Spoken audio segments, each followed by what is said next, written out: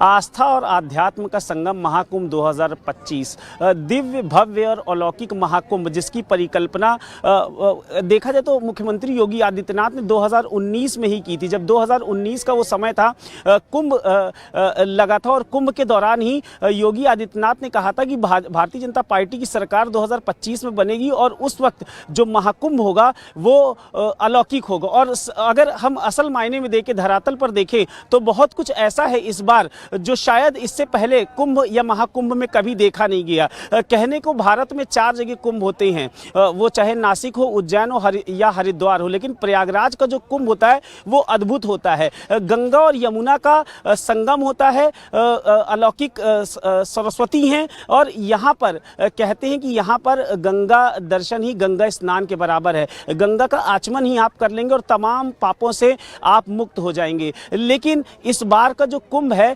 उसको केंद्र और प्रदेश सरकार का कहा जाए तो वो ये ड्रीम प्रोजेक्ट था। सरकार बनने के बाद ही 2024 में ये तय हो गया था कि इस बार कुंभ को इस तरीके से अनोखा किया जाएगा कि जो देश विदेश से लोग आएंगे वैश्विक पटल पर एक अलग ही संदेश देगा। मेरे साथ बात करने के लिए मौजूद हैं मेरे सहयोगी राजुल शर्मा, चूंकि प्रयागराज से ही आते हैं, स्थायी मूल निवासी हैं वो प्रयागराज के। कितना कुंभ 2019 और 2025 में हुआ है, क्योंकि मुख्यमंत्री योगी आदित्यनाथ 2 दिवसीय दौरे पर भी थे और उन्होंने कहा है कि अगर आंकड़ों की बात करें तो ये जो महाकुंभ 2025 है ये कमाई के मामले में आईपीएल से 10 गुना तो आबादी के मामले में पाकिस्तान से दुगना है। क्या और कहा है मुख्यमंत्री योगी आदित्यनाथ ने, ये राजुल से पूछते हैं। राजुल, क्या रहा 2 दिवसीय जो दौरा रहा, चूंकि लगातार कुंभ की जब से प्लानिंग हो रही थी, पिछले साल से ही देखा जाए मुख्यमंत्री योगी आदित्यनाथ ने इसको ड्रीम प्रोजेक्ट की तरह लिया और कई बार प्रयागराज भी आए और हर बार अलग अलग बयानों के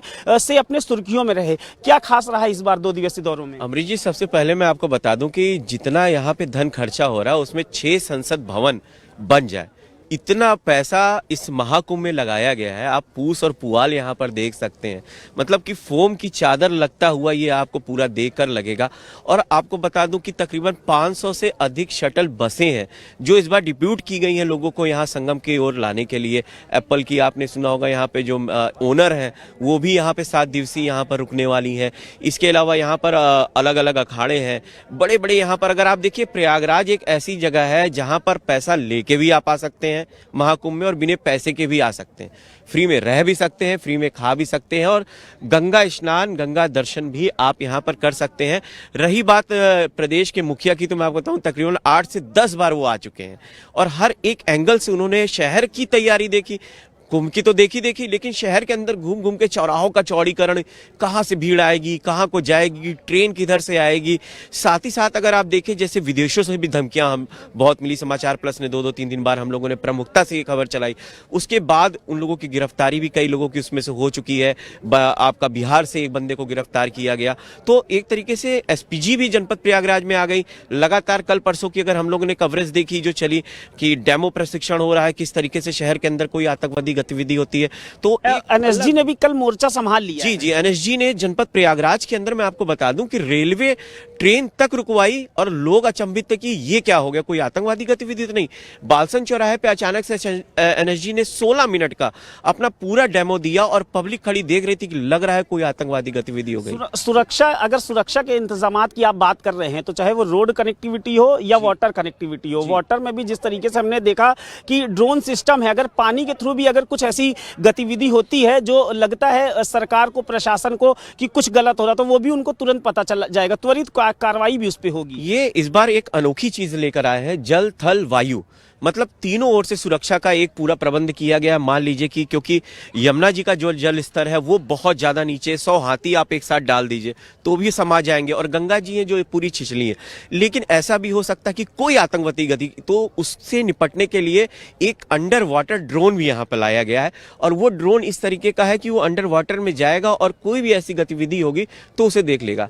और उसके साथ ही साथ नभ का जिस तरीके से ड्रोन लिया गया है, आकाशीय ड्रोन, तो शहर में जितने भी, क्योंकि देखिए तो इस फ्लॉन्सर्स इस समय ड्रोन बहुत संगम में उड़ रहे थे, तो उस पर भी उन्होंने यहाँ पे जैमर लगा दिया है। जिनको परमिशन है वही ड्रोन उड़ सकते हैं, बाकी सारे ड्रोनों को यहाँ पे रोक भी दिया गया। तो एक तरीके से पूरी छावनी में तब्दील है जनपद। राजुल 2 मिनट मैं आपसे बात करूंगा। मेरे साथ मेरे सहयोगी जय त्रिपाठी हैं। चूंकि पर्यटन के लिहाज से देखा जाए तो प्रयागराज की जो रोड कनेक्टिविटी है, वो चाहे प्रयागराज से बनारस जाना हो, प्रयागराज से चित्रकूट जाना हो, या प्रयागराज से कानपुर, या प्रयागराज की उत्तर प्रदेश की राजधानी लखनऊ पहुंचना हो, पर्यटन के लिहाज से काफी अहम है। क्योंकि इस बार सरकार ने बसों का भी इंतजाम किया है। जो बस, अगर आप आध्यात्म के लिए, पर्यटन के लिहाज से अगर आप अयोध्या जाना चाहेंगे, रामनगरी जाना चाहेंगे, आप नैमिषारण्य जाना चाहेंगे। नैमिषारण्य के बारे में अपने दर्शकों को एक बार बता दूं कि नैमिषारण्य वो जगह है, वो तीर्थ स्थल है जहां भगवान विष्णु का कहते हैं कि चक्र गिरा था। उस, अगर आपने 4 धाम यात्रा की है और 4 धाम आप गए, लेकिन आपने नैमिषारण्य का अगर आप नहीं गए, तो वो जो आपका कहा जाए कि जो पुण्य है वो आप प्राप्त नहीं कर पाएंगे। लेकिन पर्यटन के लिहाज से, क्योंकि पर्यटन वाली जो बीट है वो जय त्रिपाठी बहुत अच्छे तरीके से देखते हैं, पर्यटन मंत्री से कई बार बात भी की है। पर्यटन के लिहाज से जय, क्या लगता है आपको कि कितना अलग इस बार, चूंकि प्रयागराज में हर बार जो लोग आते थे देश विदेश से, वो स्नान करते थे और अपने गंतव्य की ओर वापस चले जाते थे, इस बार आपको क्या लगता है? देखिए, पर्यटन का बहुत बड़ा सीधा कि इस बार पर्यटन महाकुंभ 2025 को लेकर बहुत ही जागरूक दिखाई पड़ा। और इसकी तैयारियों की बात करें, 6 महीने पहले से इसकी तैयारियां करता हुआ नजर आता। इस बार जो खास करके अगर हम बात करें, 6000 से ज्यादा जो है बस रोडवेज की चालू कर दी गई, ट्रेनों को संचालित कर दिए गए, एक्स्ट्रा ट्रेनें चलाई जा रही हैं। आप लोग यहाँ पहुंचे। उसके अलावा सबसे बड़ी बात यह है कि राजधानी लखनऊ है, लखनऊ से भी लोग यहाँ पहुंच रहे हैं, अन्य जगह से भी पहुंच रहे हैं। तो पर्यटन के क्षेत्र से अगर हम देखें, महाकुंभ के बाद लोग नैमिषारण्य जाएंगे, अन्य काशी विश्वनाथ के दर्शन करते हुए न जाएंगे। जो बाहर के बहुत लोग आ रहे हैं उनके लिए विशेष सुविधाएं दी जा रही हैं और पर्यटन को इससे बड़ा बढ़ावा मिलने वाला है। महाकुंभ की तैयारी में जिस तरीके से पूरी तरह से पर्यटन लग चुका था, उससे अब ये उम्मीद है कि जो ये महाकुंभ की तैयारी दिख रही है, आज का नजारा दिख रहा है, इसके बाद जो आने वाला समय होगा उसमें कहीं ना कहीं पर्यटन को चांदी ही चांदी नजर। मुझे लेकिन ऐसा लगता है कि अगर रोड कनेक्टिविटी की बात करते हैं, चूंकि एयरपोर्ट, तमाम एयरपोर्ट हैं, अगर हम बनारस से आए या प्रयागराज में खुद अपना एक एयरपोर्ट है, लखनऊ है, अयोध्या है, लेकिन मैंने रोड कनेक्टिविटी की अगर बात की जाए तो कुछ काम ऐसे हैं जो 100% नहीं हुए हैं। मैं जब लखनऊ से प्रयागराज की तरफ आ रहा था, मैंने देखा बहुत सी ऐसी सड़कें हैं, बहुत से ऐसे फ्लाईओवर हैं जो अभी बने नहीं हैं, और 13 जनवरी को पहला स्नान है। उस पर कितना काम हो पाएगा 13 जनवरी तक? देखिए, देश विदेश के जो लोग आने वाले हैं उनके लिए तो ठीक, लेकिन अगर हम ग्राउंड की बात करें, जो रोड की बात करें, रोड में जिस तरीके से दावे थे कि 100% काम हो चुका, लेकिन आपको बता दें अभी भी काम 50% भी नहीं पूरा। और इस चीज को लेकर विपक्ष लगातार कहीं ना कहीं ताने बाने बुनता हुआ नजर आ रहा। अभी अखिलेश यादव जी की बात कर लेते हैं। उन्होंने 2 दिन पहले ही कहा कि बड़े बड़े दावे हैं, बड़े बड़े वादे हैं, लेकिन सारे दावे और वादे फेल नजर आ रहे हैं। लेकिन जैसे रोड की हम बात करें, आज भी रोड पे देखा गया तो रोड का जो काम है वो भी अभी चल रहा, और इसमें जिस तरीके से काम चल रहा, उम्मीद ये लग रहा है कि 2 महीने से ज्यादा इसमें लग सकता है। तो कहीं ना कहीं मुख्यमंत्री योगी आदित्यनाथ जिस तरीके से रोडों पे बात कर रहे हैं, तो एक बार ग्राउंड जीरो पर भी उतर कर, ऊपर से नहीं नीचे से अगर रोड से निकल के देखें तो उनको सारी चीजें दिख जाएंगी। क्योंकि जिस तरीके से रोड बनने की बात कहीं ना कहीं कागजी कार्रवाई में दिखाई पड़ रही, लेकिन हकीकत क्या है ये जो लोग रोड पे चल रहे हैं वही लोग जान सकते हैं। अच्छा, रूट डाइवर्जन पर राजुल आपसे बात करते हैं। रूट डाइवर्जन, चूंकि ये एक बड़ी समस्या बनेगा महत्वपूर्ण स्नानों के पहले और 1-2 दिन बाद, क्या लगता है कि रूट डाइवर्जन पर उतना काम हो सकता है? इफेक्टिव हुआ है क्या वो चीजें? देखिए, रूट डाइवर्जन जिस तरीके से अमरीश भाई दिखाया जा रहा है इस समय, तो बाहर से गाड़ियों को यहां से निकालने की व्यवस्था की गई है। लेकिन शहर के जो अगर हालात हैं, आज ही अगर आप देख लें तो शायद हो सकता है जिस तरीके से हम लोग के बीचे ये बातें आ रही हैं कि आज 12वां दिन हो गया है शहर को जाम का, तो एक वर्ल्ड रिकॉर्ड हम लोग जाम का भी अपने जनपद प्रयागराज में देख रहे हैं, जहां एक चौड़ीकरण किया गया है, बहुत से ऐसे चौराहों को बहुत ज्यादा चौड़ा किया गया है। वहीं दूसरी ओर तकरीबन 6-6, 7-7 घंटे लोग जाम में फंसे भी हुए हैं। जहां कुंभ में आप देखिए तो अभी यहाँ गाड़ियां नहीं है, क्योंकि बहुत अच्छा बनाया गया है, दिव्य कुंभ और भव्य कुंभ है। लेकिन दूसरी ओर शहर के हालात ये हैं कि अभी बिना डाइवर्ट किए ही ये हालत है कि शहर में कम से कम 5 से 6 घंटा, अगर नैनी से आदमी निकलता है और उसको सिटी आना होता है तो कम से कम 5 घंटा उसको लग जा रहा है शहर के अंदर प्रवेश करने में, क्योंकि गाड़ियों का एक पूरा काफिला और डाइवर्जन कुछ इस तरीके से है कि किसी को समझ में नहीं आ रहा कि हम जाए तो जाए कैसे। अच्छा, जो 13 अखाड़े हैं, नगर पेशवाई के दौरान भी शहर भर में जाम का हालात दिखा। 13 जनवरी को पहला स्नान है, महत्वपूर्ण स्नान है, लेकिन अगर बात करें तो जिस तरीके से जब शाही अखाड़े निकलते हैं, जो एक भव्य नज़ारा होता है, वो तमाम अखाड़ों ने अपना स्थान ग्रहण कर लिया है। अब 13 जनवरी को पहला स्नान है, चूँकि जब इतने बड़े आयोजन होते हैं तो ट्रैफिक है, रोड कनेक्टिविटी है, कुछ असर तो पड़ता है, लेकिन जब इतना भारी मात्रा में जनमानस आएगा और जो स्नान की जो समय निर्धारित किया जाएगा, उसमें अखाड़ों का और जो आम जन है उनको कैसे समन्वय कैसे बैठाला जाएगा? अमरीश जी, यहाँ पर तकरीबन 12 से 13 जो है घाट बनाए गए हैं। इसमें कई ऐसे वीवीआईपी घाट हैं। हालांकि जब अभी परसों यहाँ कल योगी जी यहाँ पर थे और उन्होंने यहाँ पर मीडिया सेंटर का जब उद्घाटन किया तो उन्होंने पहले ही बता दिया था कि यहाँ पर जो नहान का एक दिन पहले है वहाँ से वीआईपी मूवमेंट को एकदम रोक दिया जाएगा। मतलब कि जिसको भी आना है तकरीबन 4 से 5 किलोमीटर वो पैदल आएगा संगम के तट पर और उसको यहाँ स्नान करना पड़ेगा। घाटों को अलग अलग बांट दिया गया। अगर बाड़े देखिए आप तो वीआईपी घाट जो बनाया गया है वहां पर जहां पर शाही स्नान होगा वो वहां से सारे नागा साधु जाएंगे नहाने के लिए। पब्लिक के लिए अलग, जिस घाट पे हम लोग संगम के क्षेत्र में खड़े हैं यहाँ पर पब्लिक के नहाने के लिए किए गए। तो घाटों को अलग अलग तरीके से डिजाइन किया गया है।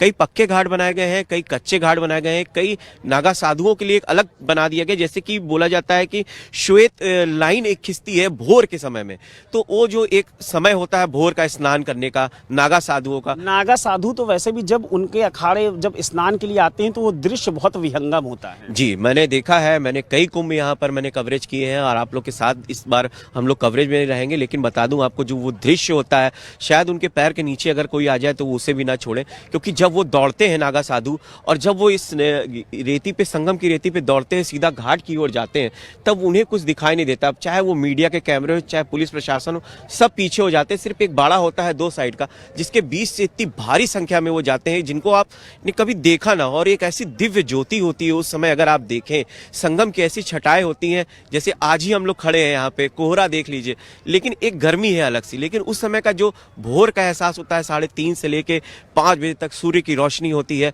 उस समय पे जो एहसास और जो दृश्य यहाँ बनता है मकर संक्रांति पे, क्योंकि बोला जाता है कि सारे ग्रह पलट जाते हैं नहान के दिन में। तो जब वो चीजें होती है तो उस समय जो यहाँ की छटा होती है, जो यहाँ पे नागा साधुओं का स्नान होता है, वो देखने में एक बहुत ही अलग दृश्य होता है। अच्छा, कई ऐसे हमने कई बार स्नान के समय देखा है, कई बार ऐसी चीज़ें हो जाती हैं, क्योंकि ये आस्था का, अध्यात्म का संगम है। बहुत से ऐसे लोग भी आते हैं बाहर से, बहुत से ऐसे साधु सन्यासी आते हैं जो दूर दराज से आते हैं, लेकिन उनकी भी एक झलक पाने को जो जनता है, जो लोग हैं, वो उतावले रहते हैं। ऐसे में नहान वाले दिन, चूँकि वो भी एक सिलसिला होगा जब लोग तमाम अखाड़ों को देखने के लिए भी आएंगे, चूँकि कुंभ मेला अधिकारी हैं और एडीजी जोन हैं, सब ने तमाम तरीके की प्रशासनिक व्यवस्था कर रखी है। जो रैन बसेरे हैं उनमें रुकने का क्या इंतजाम है? क्योंकि स्वास्थ्य सेवाओं को लेकर, स्वास्थ्य के लिए मैं एक बार जय त्रिपाठी के पास जाऊंगा, लेकिन रैन बसेरों के लिए आपका क्या कहना है कि रैन बसेरे किस तरीके से इफेक्टिव, कितने लोग होंगे जो पूरे प्रयागराज में, कितने रैन बसेरे आपके हिसाब से होंगे, कितनी आबादी वहां पर जो है वो शरण ले सकेगी? देखिए, अगर रैन बसेरे की हम बात करें तो उसको कई कैटेगरियों में बांट दिया गया है इस बार। जैसे कि एक होटल की रैन व्यवस्था करी गई है।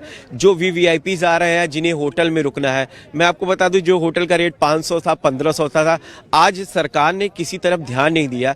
आज अगर आप गूगल खोल के देख लेंगे खाली, तो जो नहान का एक दिन पहले या एक दिन बाद है, 18,000, 20,000, मतलब 500 से 1500 के रूम इस समय 5,000, 20,000 के लगातार बुक हो रहे हैं। इधर सरकार ने कोई काम नहीं किया। वैसे अगर मैं आपको दिखा दूं कि यहाँ घाट पे आप आ जाएंगे तो यहाँ 100 रुपए में भी बेड आपको मिलेगा। सरकार ने संगम के अंदर ये व्यवस्था करी है। दूसरी ओर अलग अलग तरीके से आपके लोग भी यहाँ पे है जो आश्रय दे देते हैं। लोग यहाँ पर आते हैं, सोते हैं, क्योंकि ये जो 4 से 5 किलोमीटर का इन्होंने रास्ता बना दिया है, तो आदमी रुकेगा और सोएगा कहाँ? क्योंकि उसकी ट्रेन भी है, उसे संगम तक आना भी है पैदल, और फिर यहाँ से डाइवर्ट होकर नहा के घर को जाना भी है।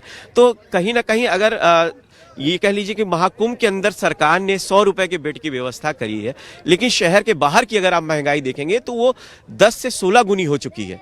तो ये हालात है।